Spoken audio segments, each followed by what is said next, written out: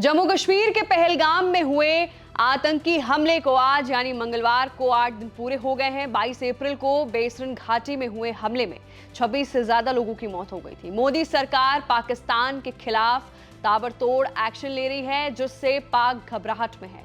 UP के पूर्व CM Akhilesh Yadav ने पहलगाम हमले पर अपनी प्रतिक्रिया देते हुए ये कहा है कि अभी जरूरत है सीमा पर सेना की। जब भी पाकिस्तान से सवाल खड़ा करोगे तब आपको चीन से भी मुकाबला करना पड़ेगा। वहीं पीओके की तरफ से देखोगे तो साथ में चीन से भी मुकाबला करना पड़ेगा। इसी पहलगाम हमले को लेकर अखिलेश यादव की प्रेस वार्ता हुई, जिसमें अखिलेश यादव ने काफी कुछ मुद्दों पर अपनी बात रखी। अखिलेश यादव ने बेरोजगारी और शिक्षा पर भी मोदी सरकार को लेकर हमला बोला है। उन्होंने कहा कि बेरोजगारी को लेकर लड़कियों के लिए असुरक्षित वातावरण और जिस तरह से बीजेपी ने राजनीतिक हस्तक्षेप बढ़ाया है, शिक्षा माध्यम वर्ग और गरीब से दूर होती जा रही है। इस सरकार में कमीशनबाजी बढ़ी है, अधिकारी सारी हदें तोड़ चुके हैं। वहीं उन्होंने आगे भी कहा कि हम लोकतंत्र में भरोसा करते हैं और खुले मन से बात करने को तैयार हैं। अभी जरूरत है सीमा पर सेना की, और आप जब भी पाकिस्तान से सवाल खड़ा करोगे तब आपको चीन से भी मुकाबला करना पड़ेगा। जब भी आप पीओके की तरफ देखोगे, साथ में आपको चीन से भी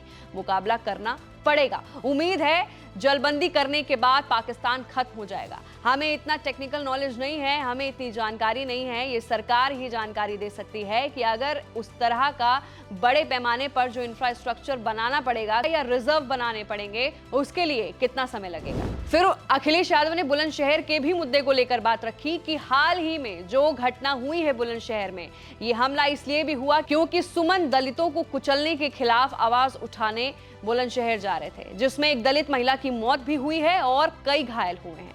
वहीं थार और बुलडोजर का भी डर, मतलब अखिलेश यादव ने यह कहा कि सरकार थार और बुलडोजर डराने का जो प्रतीक बना रही है, ये चुनौती सरकार को भी है जो लोग जीरो टॉलरेंस करते हैं। इधर देखने को मिला है कि कुछ लोगों को खुला छूट है क्योंकि उन्हीं की जाति के लोग बैठे हैं ऊपर से नीचे तक। वहीं सांसद पर भी हमला बोलते हुए अखिलेश यादव ने कहा कि सांसद पर जो हमला हुआ है, ये हमला कहीं ना कहीं इशारा करता है कि सरकार को पूरा का पूरा सहारा है।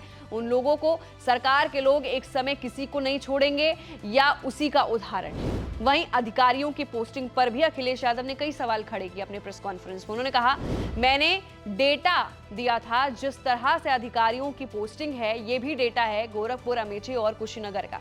अभी मैं कुशीनगर होकर आया हूं। आईपीएस और पीपीएस अधिकारी पीडीए समाज का केवल एक है। वहीं रामजी सुमन पर भी एक हमला हुआ, उस पर भी हमला करते हुए अखिलेश यादव ने कहा कि जो हमला हुआ था रामजी सुमन पर, वो डराने के लिए हुआ था।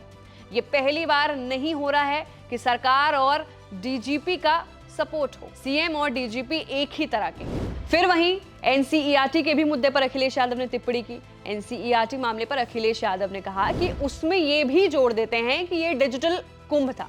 लोग कैसे आए थे? 66 करोड़ लोग अगर आए थे, बच्चा ये भी जानना चाहेगा 7वीं क्लास का कि कैसे आए थे ये लोग, कितने लोगों की इसमें मौत हुई, ये किसी को नहीं पता। वहीं विधानसभा के विशेष सत्र को लेकर भी अखिलेश यादव ने बात कही। जम्मू कश्मीर विधानसभा के विशेष सत्र में पीड़ितों को श्रद्धांजलि दी गई और मुख्यमंत्री उमर अब्दुल्ला ने भावुक होकर कहा कि मेरे पास अल्फाज नहीं थे कि मैं क्या कहकर उनके घर वालों से माफी मांगूं। उन्होंने पाकिस्तान को कड़ा संदेश देते हुए कहा कि यह हमला कश्मीरियों के नाम पर नहीं हुआ है, जिसका सबूत कठुआ से कुपवाड़ा तक हुए विरोध प्रदर्शन है। तो फिलहाल के लिए पहलगाम हमले के बाद अखिलेश यादव की प्रेस वार्ता हुई, प्रेस कॉन्फ्रेंस हुई, जिसमें अखिलेश यादव ने जमकर सरकार पर हमला बोला।